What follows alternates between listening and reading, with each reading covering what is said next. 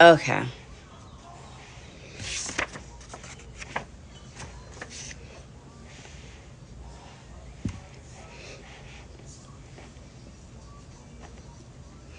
Okay. So we're back. We're back. We're back. Sorry, I had to end it.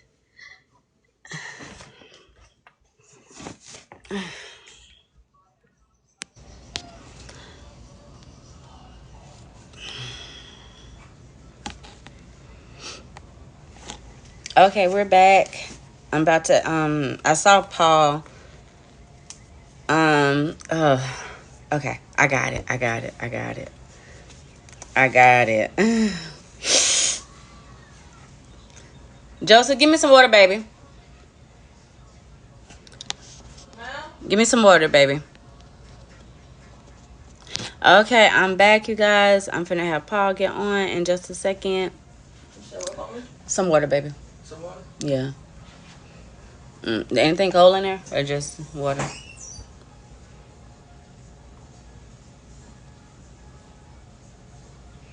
Okay, we're back. What is it? Oh no, I want no energy drink. No, thank you. I just get a water. And what that was in the freezer? The energy drink. Oh, I think that was in the freezer. Your daddy done stole. Okay, I'm back, you guys. Let's get Paul back in. Hold on, y'all. I gotta tell him that I'm back. Okay, there he go. Thank you, thank you, thank you. Hello. Hello, how you doing? I'm good. How are you? Does your video work or no? Yes, my video worked. I don't see you. I do see you. Let's see what's going on. Okay, Okay. let's go. There you go. Let's You see. see me? Mm-mm. Oh, I see you, but I see myself. Let me go here. Let me see. Okay, there you go. Okay. All right. But So hey, I've been on since 7 o'clock and I was sending you messages saying I am here. I didn't see it. I'm so sorry. I'm so sorry. I went to the email and I'm like, oh, he ain't right. Okay. Well, maybe God just had that segment. So Yes, yeah. it was a very, very good segment. So um in this interview, I'm going to elaborate what you said about generational curses because it's important. It's very imperative that people have a good understanding that generational curses can be broken. Yes. But it's going to take you renewing your mind, having faith in God, and surrounding yourself with positive men and women. Okay. So you guys, this is a special. I only do the podcast on Thursdays, but this is a Mother's Day special. And he reached out and he said, I want to do this for Mother's Day. The love he has for his parents, first of all, you guys are gonna see. He has a great story. But without further ado, let him introduce himself. Well, I am Paul Lamar Hunter. I am the 19th child out of 21 children. Yes, ladies and gentlemen, my mother birthed 21 children by my dad. And I know some of you ladies and men remember the song, Let's Get It On. So I believe my mother and dad was getting it on all the time. But if you do the math, just do the math. My mother stayed pregnant for 15 straight years. She gave birth. It is 11 girls and 10 boys. As of today, is 17 of us living today, 63 grandchildren, and 87 great grandchildren. So, what you have here is a basketball team, a football team, a hockey team, a soccer team, a baseball team. And can't nobody beat us, you understand? Because we are undefeated. My goodness. Give me a little bit of background about your parents and then where they grew up and then where you grew up. My mother grew up in Vicksburg, Mississippi. My father grew up in Fayetteville, Mississippi. They met on a farm picking cotton. Mm, So they had a very, very difficult life, dealing with segregation, dealing with the Jim Crow system when they were growing up. And I think a guy like me, I wouldn't be alive in living in their era. But thank God that he made sure that I came out October 16, 1970. But Mom and dad worked on the farm, saw each other, engaged in conversation, and just fell in love. And got married. Mom got married at the age of 17. Dad was 18 years old. So after they got married, they decided to move to North Carolina, from North Carolina to the city of Racine, Wisconsin, which is about 90,000 in population, and that's where I was born in Racine, Wisconsin. It's Wisconsin is a great place, home of the Green Bay Packers, home of the Milwaukee Brewers, and also home of the Milwaukee Bucks. So that's where I grew up at. And like I said, my mother birthed 21 children by my dad. It's an amazing story. It really is. And I think that mothers should understand that if anyone should complain about birthing 21 children and complain about raising kids, it should be my mother. It really, it really should be my mother. If you have one, two, three, four, five, you should not complain. You should not complain. But I must say this, that my mom is so amazing that she wrote a book, and the title of her book is Love and Charity, the life story of Louise Hunter and the Love and Charity Homeless Shelter, because she is the first woman, remember, to birth 21 children, and also she birthed a homeless shelter, the first homeless shelter in the state of Wisconsin. But if wow. you go out and you purchase her book, Love and Charity, the life story of Louise Hunter, in the Love and Charity Homeless Shelter. It is an amazing book. It's a Mother's Day book, and it is available at Barnes& and Nobles, Amazon.com. Mm, goodness gracious, honey, I got five. I don't know about 21. How was it being in the household with 21 children? I tell you what, it was fun. You had your good times, and you also have your bad times. I remember on Wednesday nights, we had choir practice. In the home, we had choir practice. The Hunter Family Band, we were performed on Sundays at church. So on Wednesday nights, it was practice time. As a young man, I played the bongos. A lot of my brothers and sisters was good at playing the guitar, the bass, the tambourine, and also good at singing. Mm, And after we did choir practice on a Wednesday night, Thursday we sat around the table and we had Bible study with mom and dad, and also some of the pastors, the pastor's assistant, some of the church members would come over and we would have Bible studies on Thursday nights. But Sunday morning, mom and dad would get up in the morning, start cooking with my older siblings, because they used to always tell us, one day you are going to be adults. So you need to learn how to cook for your significant loved one. So they taught us how to cook at a young age. And you don't see that today with this new generation. But we will get up about 6 o'clock in the morning, help mom and dad in the kitchen and start preparing. By 9:45, we heading out of the house, heading to church. Now look, we had a big family, but we also had a van and we had two station wagons. And so the two station wagons in that van was filled to capacity, but we enjoyed the ride going to church and coming back home, and sometimes, you got the pastor coming over or the assistant pastor coming over. Those pastors, they love to eat, and they will sit at the table, they will pray, and then everybody would dig on in and we'll all have a good time, and we'll sit there, especially during the football season, watch a football game or NBA game, and just had a good conversation with the pastor and also with mom and dad and my older siblings. But like I said, we had some good times and we had some bad times, because we are a family. So you're going to have debates in a big family just like in a small family. yes, yes. So you said to me, when I was interviewing you, you was like, I grew up in the inner city, and I was like, Okay, but what is the inner city? Because I don't know what that is. I'm from the country, and then you told me. I was like, oh, so for the people that don't know who an inner city, what an inner city is, can you tell us? Yeah, the inner city is the hood. It's the hood. Yeah. And living in the hood, we all knew each other on the block. Mhm. I remember a time when I got in trouble. I got a spanking by Mrs. Jones. And Mrs. Jones said, "Boy, when your mom and dad get home, I'm gonna tell your mom and dad." And I pleaded, no, no, no, please don't tell.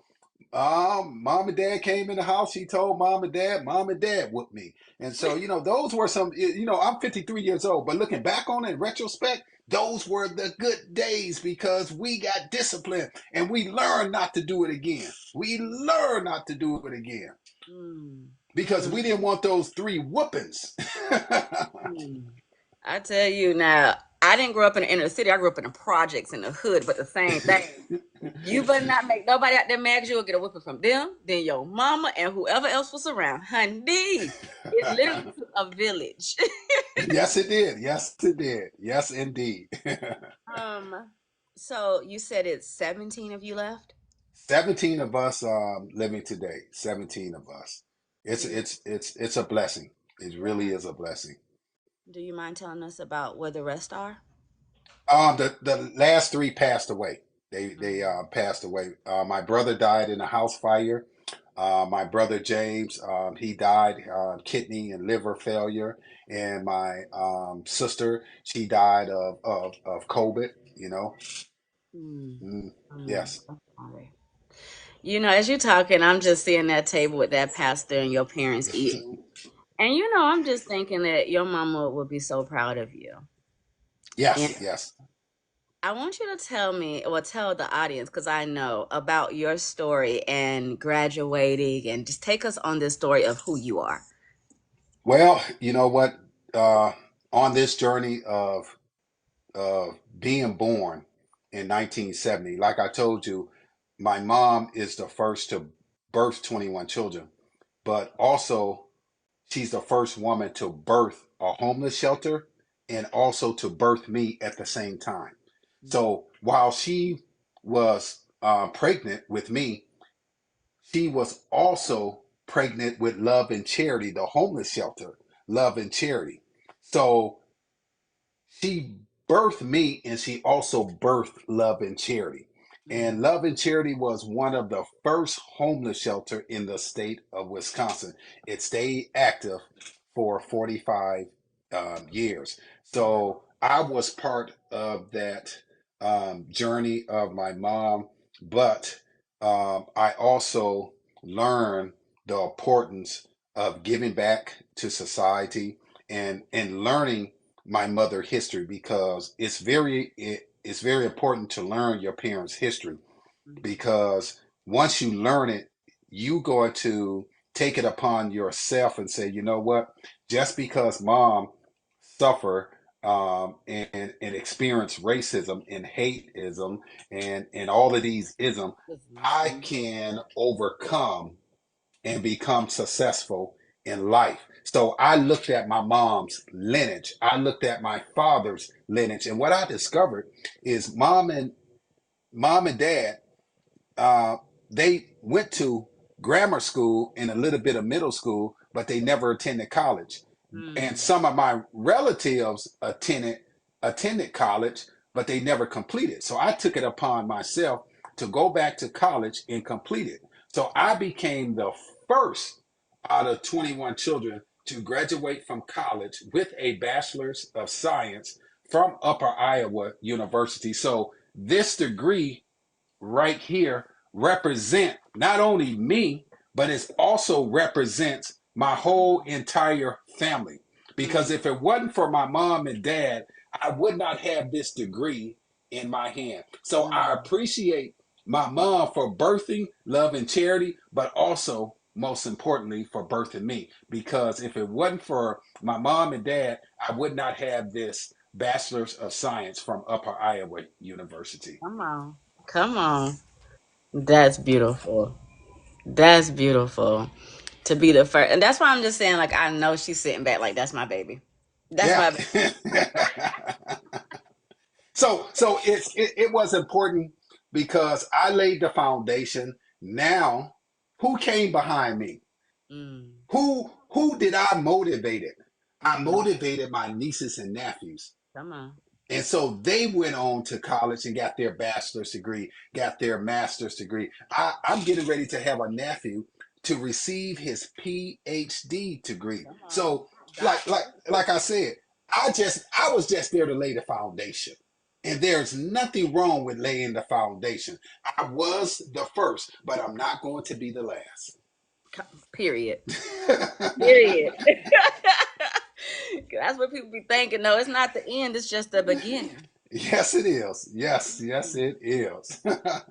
So all of this stuff happened. Like your mom, inner city.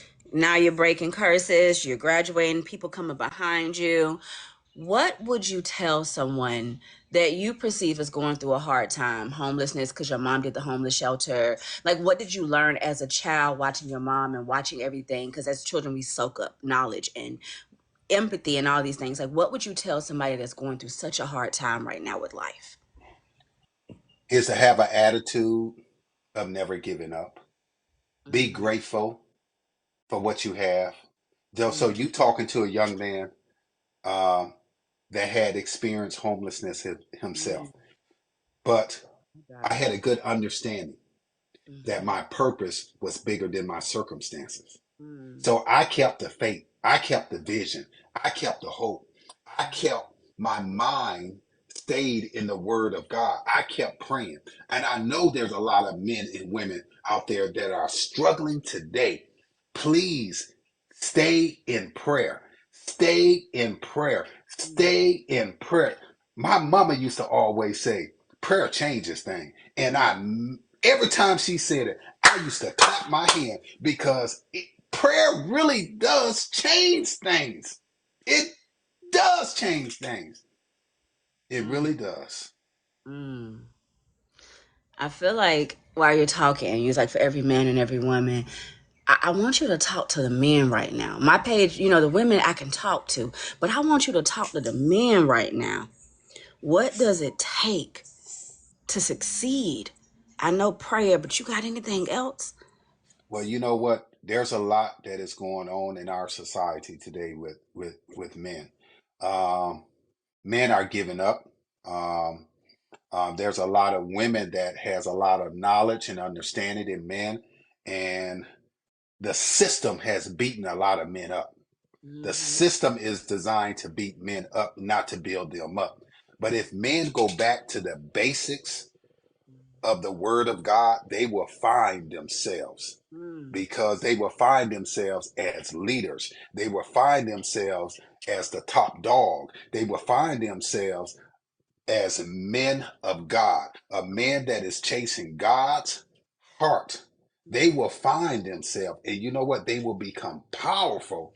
They mm, will change the world. There's nothing like reaching out to another man. Like you just said, women can reach out to another woman, and men can reach out to other men. But mm, you got some men in position that wants to suppress other men because they see the gifts and the talent that God has given this person. So their objective is to suppress that man. mm. Make sure that that man doesn't get up. But I'm telling you, in 2024, people are Mm. about to get exposed. Come on. Come on. And Come God is on. about to rise up the weak and make them super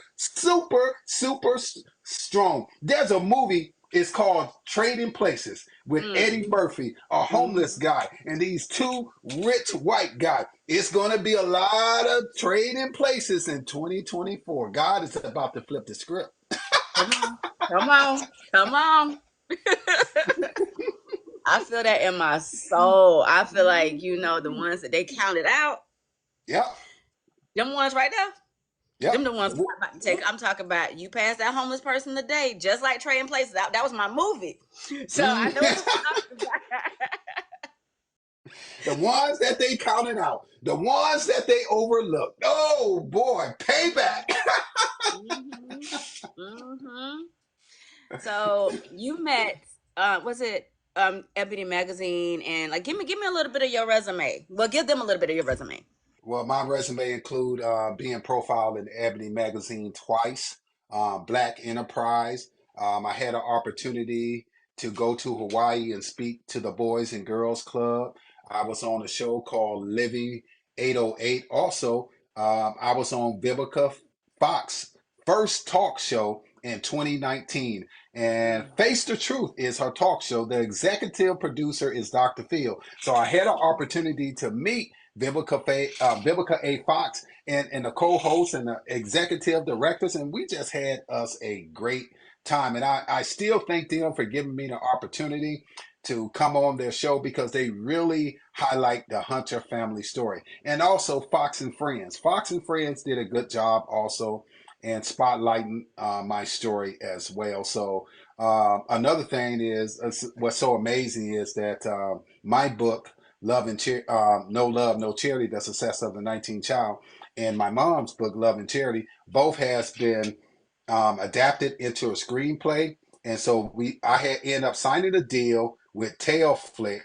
And so we are in the process of putting all the characters together. So I'm hoping that Vivica A. Fox will play my mother in the movie. I really am hoping because I think that she would do a tremendous good job of playing my mother, portraying my mother in the movie. Won't he do it? Yes, he will. Come on. I'm so excited to have met you. I was like, oh no, he didn't make it. Okay, he must got busy. No, Um, I was on ever since 7 o'clock listening to you, and I'm sending you messages on here, and I said, Lord, please let her see the message. I seen the last one. I was like, oh, I was like, oh shoot. I knew it wasn't going to be long, but I really wanted the world to know Paul Lamar Hunter, the published author, the father, the graduate, the 19th of 21. I wanted them to know about the cotton fields because, you know, a lot of our stories and our ancestry has been wiped out. And just so you have that, you know where you come from, you know the field they come from, you know, all of us don't know that. So that in itself is just mind blowing to me and so educational. But the Hunter family and their story and their name and how it can help change the world. It's my honor really to be here with you. So thank you. Hey, you know what? Thank you for having me on, and I want to say this that it's very important that we spread love, we give hope, and we give guidance, and we give structure to people. And I want to encourage you to continue to be a positive role model for a lot of women because there's a lot of women that believe that since they had suffered generational curses that they cannot overcome it. And I'm here to tell you, you can overcome generational curses. Stay positive, believe in God. Always, always put your purpose above your circumstances. I am available for speaking engagements. Um, I'm on social media under Paul Lamar Hunter. My website is paullamarhunter.com. Like I say, it's Mother's Day weekend. Please go out and pick up my mother's book, Love and Charity, the life story of Louise Hunter and the Love and Charity Homeless Shelter. It is written by Dr. Dennis James Woods. Like I say, this book is available Amazon.com, Barnes and Noble website. You guys, I'm gonna end it off so I can save it, and I'm gonna tag him all of his information and stuff in the video when I post it, so we can all get this because you don't want to miss this. You got anything else to close out? That's it. Thank you and have a great, great weekend. Bye, you guys. Mother's Day special. I loved you. Thank you for coming on. Hey, thank you.